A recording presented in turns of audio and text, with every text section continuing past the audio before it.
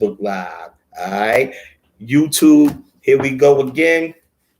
Duppy, you reap what you sow. Chapter 17 for February the 17th. And I'll be doing a read shortly for the 18th as well. But right about now, let's get this read popping out of chapter 17. What up, Si? And again, shout out to brother Robert Gordy Jr. And this is for all of you out of, but wait a minute.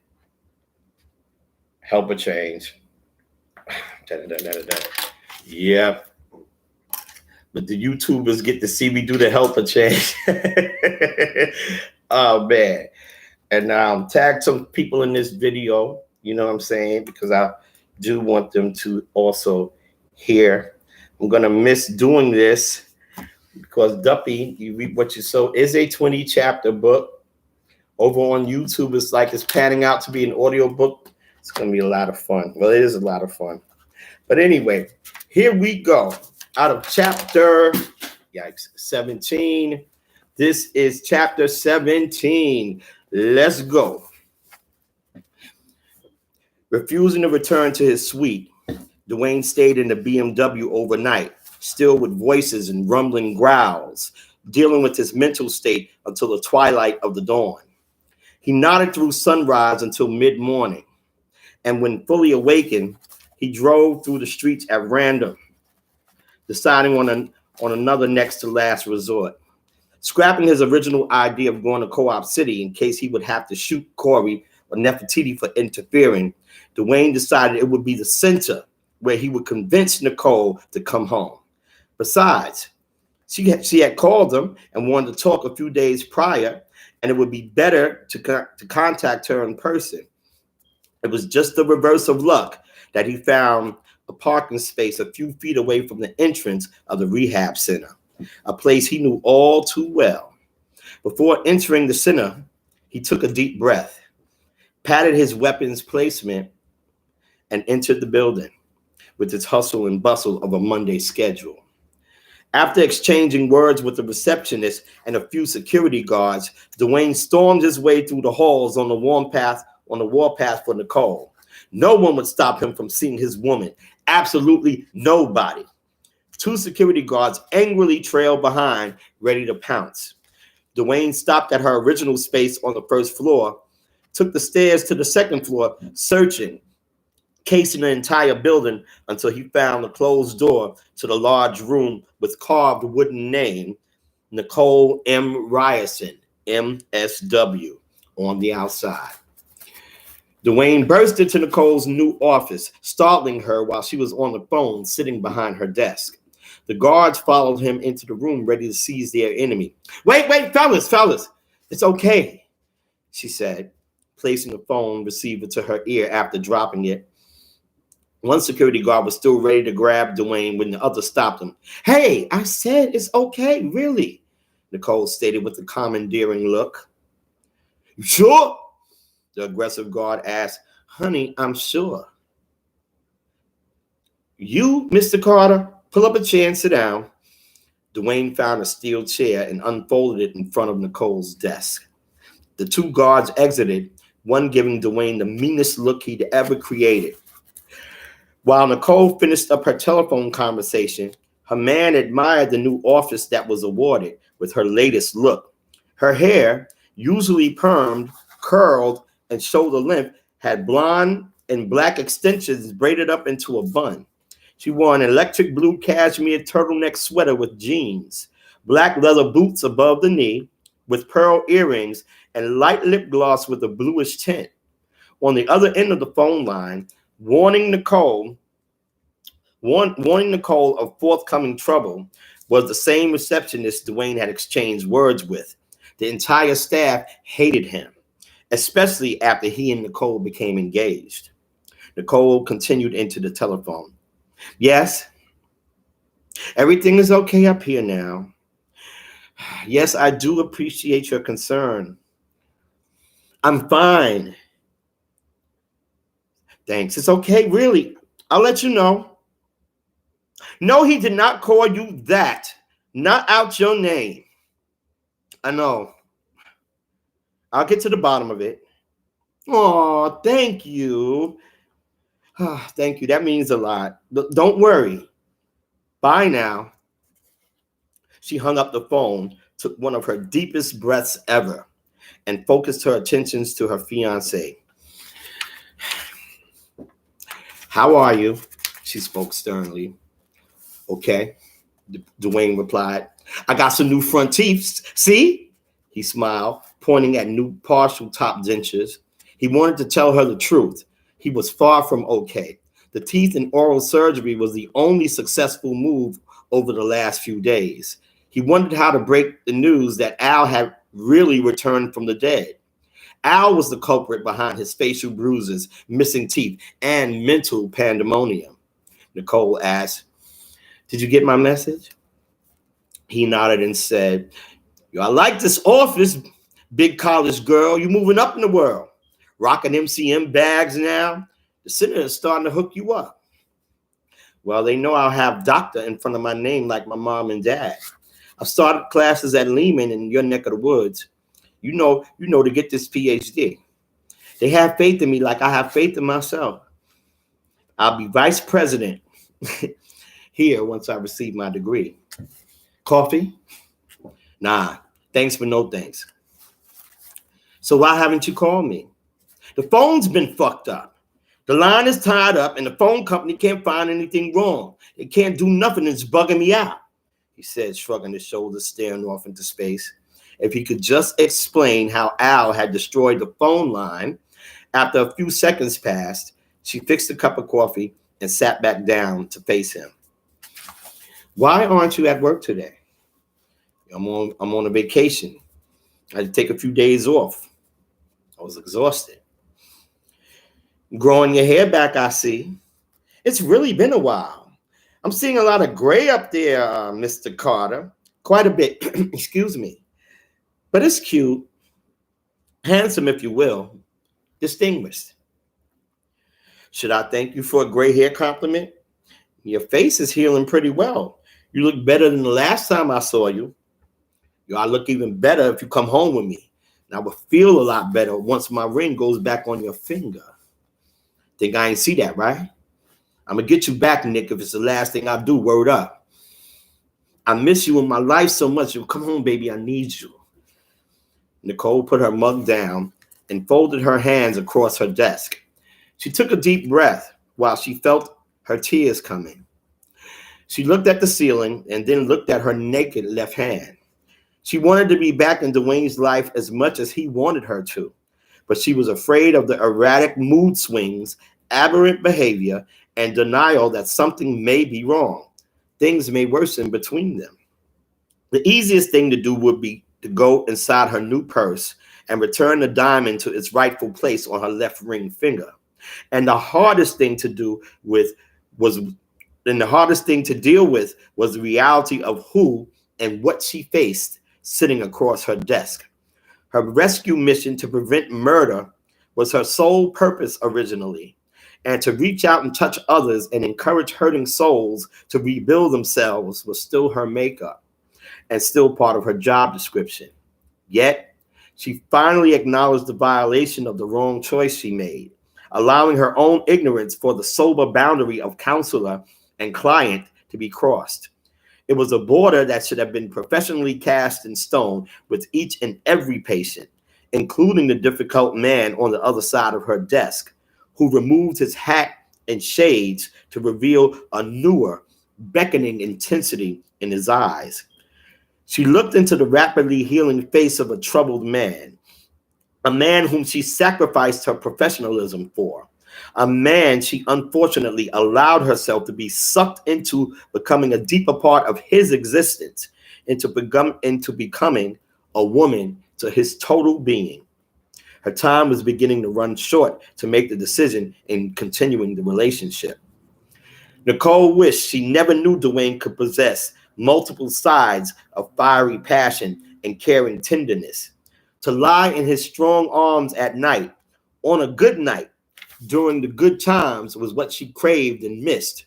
And to participate in the freaky games of love, flavored with orgasmic colors, humor, and layers with his forceful habits of sensuality was what she needed. Dwayne Albert Carter regrettably turned out to be the perfect match for Nicole Maria Ryerson in bed. If she could just undo the hands of time to be blind to the feelings that zoomed through her soul, heart, loins, and mind. Perhaps there was a chance, a random thought that made him need to relax, which is why today's appearance at the office was so crucial for them both. In the beginning, he was a decent listener. He was thoughtful and spontaneous. He was open, receptive, and in sync with her direction, and generous with his entire body, especially with the lovemaking in and out of bed. Dwayne slowly reached across the desk while she undid her hair barrette to allow her braids to fall, just for her man to see, and their hands met in a loving grasp on top of the desk.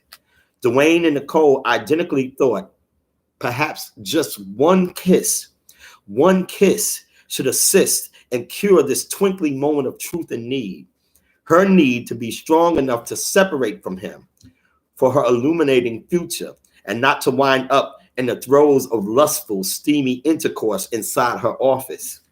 His truth to have her home as a loving bodyguard, to be a shield from Al, and to resume their loving union.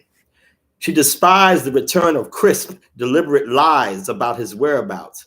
To make matters worse, Michelle had called the office with a warning cry and her version of what she and her husband experienced in their home less than 24 hours prior.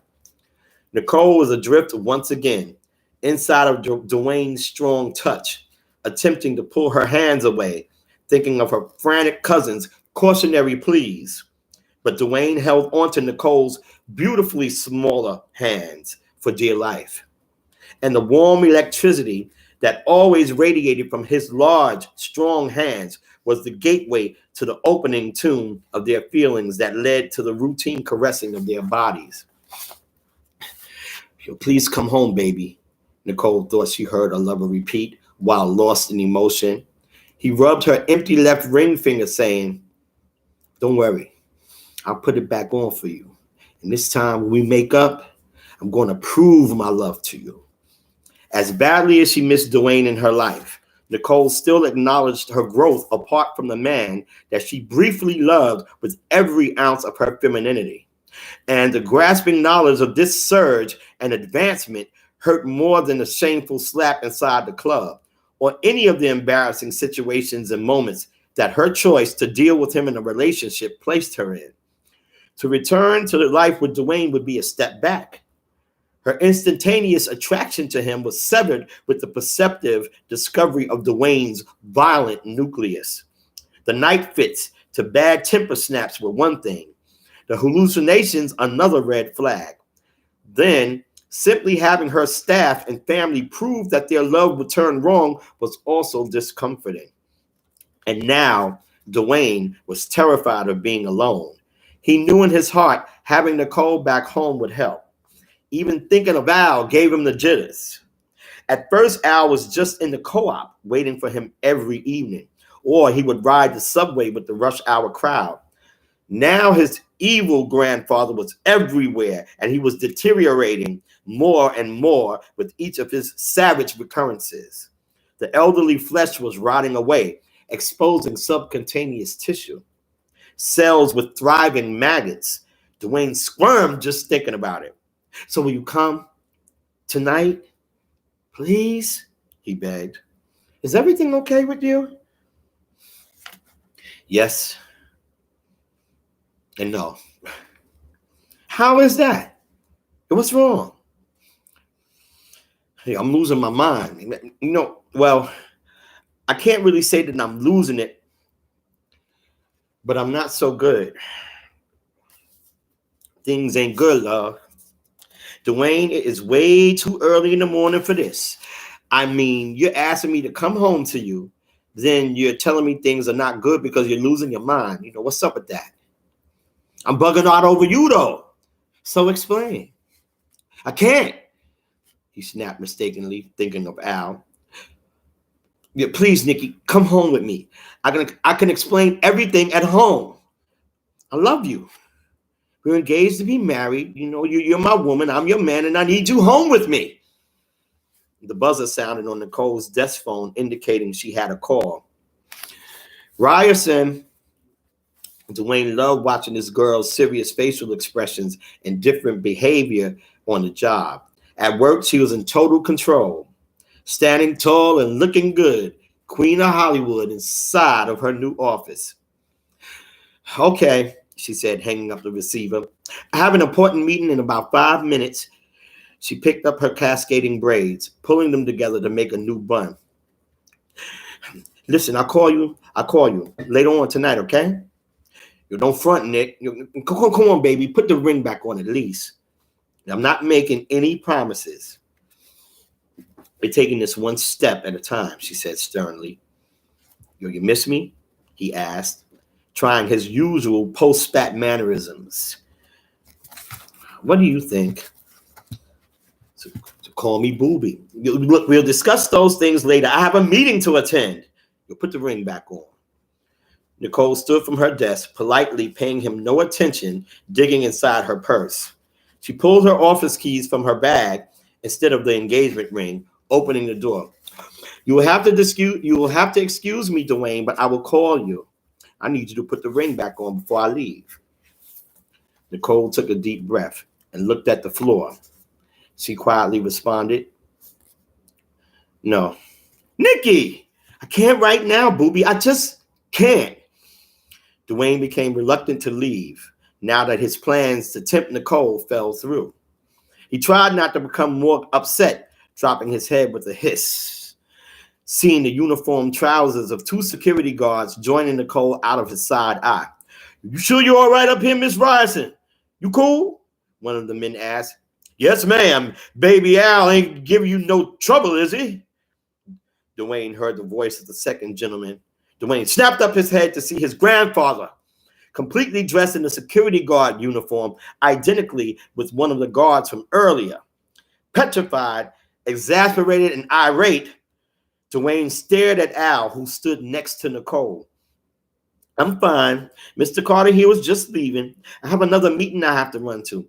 Meetings all the time. That's what we do here at Roberto Clemente. Right, fellas?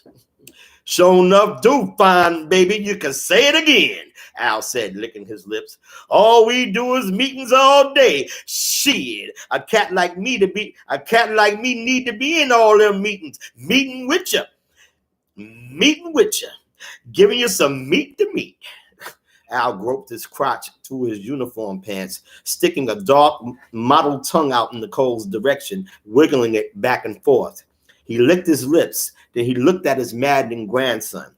Good God almighty, baby Al. I see why you've been tapping this, but she need a real nigga like me to hit it. I know this pussy good because she sure enough do smell good. Nicole noticed the antagonized change in Dwayne as he glared at her and the security officer ferociously. With Dwayne not budging, she rolled her eyes and sucked her teeth. She began thinking, no. Not now with this jealous mess now, Booby. Oh, God, no. He's flipping out. He must be using again. If he can't respect my job, then we can't be together. He just will not change for the better. Look at him staring at Mr. Torres like he wants to kill him. My God, just like the club that night. He has to go. I'll try later. Maybe. Bye, Dwayne. Nicole snapped. I have to go now. Nick, yo, Dwayne began to stutter with his eyes fixated on Al and his partner as they flanked Nicole. She put her hand on her hip, angrily patting her foot with the knowledge of only one guard standing with her. In her mind's eye, Nicole was transported back to Club Zanzibar's, which constituted a violent smack across the face. And the recollection confirmed her decision of prolonging the engagement. Listen, I can't leave you in my office right now, Mr. Carter. I've asked you to leave several times, and you just sit there and keep staring. The security guard pulled up his pants, took a deep breath, and started walking towards Dwayne. So you're going to have to leave this room immediately. Tell this fine smelling, juicy piece of puss in boots, I'm just a coward ass nigga being haunted. Al yelled, beginning to laugh, and Dwayne sprang into action. Shut up! Dwayne hollered at his grandfather, standing with his weapon pointed and squeezing off a gunshot at Al. The booming blast of the 45 shockingly stopped movement in the entire building, with the exception of security officer Torres, who, after walking into the fired slug that ricocheted through his body, did his last two-step and fell dead. Dwayne shot Al 2 more times, the rounds being heard from the top floor of the rehab center to the basement. Al disappeared and was hopefully shot and finally blown away for good, Dwayne hoped. Nicole screamed for her own life at the turn of events, with her co-worker shot to death in front of her, her fiance being the killer. Her arms, lifted up in distress and total horror, were shaking with her life flashing in front of her. And in a flash, Dwayne seized his crying, frightened girl before she could run amok, like the rest of her co-workers and staff inside the building. I got his ass! Yeah! See ya! I smoked him, baby! Yeah, but we gotta go, Nick. We gotta get out of here. Come on. Dwayne yelled with victory, jerking Nicole by her arm. Proceeding to quickly exit the center, he kept his hot pistol pointing in the direction of anyone who came near to prevent them from trying to leave the premises. The lingering, incognizant staff and clients ran for cover at the sight of murderous Dwayne abducting Nicole from the center. Look, he got Miss Pfizer. Oh, shit, duck down. Yo, oh, my God, Nicky, that maniac, he's got her hostage. Yo, he used to be here. Yo, that's her nigga. Oh, shit, look out. Yo, we gotta be killed. Yo, call the police. Yo, move. Oh, no, here he comes. He taking Miss Nicole. Dwayne bopped past the stairs of fear and dread with the gun straight ahead, pulling Nicole along while she yelled and cried out for her terrified life. Nicky, will you fucking chill out? You gotta play your shit off, baby. Chill, boo. Calm the fuck down. Dwayne angrily whispered in Nicole's ears after putting her in a headlock with the weapon to her head. All right, people. That is an excerpt from chapter 17, YouTube Live, Facebook Live. That is a excerpt from Duppy, You Reap What You Sow, a novel by Ronald Haynie. I hope you enjoyed that excerpt. It's dedicated to brother Robert Gordy Jr. And shout out to my cousin Nico and to all of you who tuned in. Again, ways to get the book is in the description box and over there on YouTube Live. Yo, you already know what to do. It's in the description box on how to get a signed copy of the book. And it is available on Amazon. Just follow the link in the description box. And the same for you, Facebook Live. Follow that link in the description box for unsigned copies. If you want a signed copy, $25 sign, well, 25 in via Cash App, $RONNBYLLZE.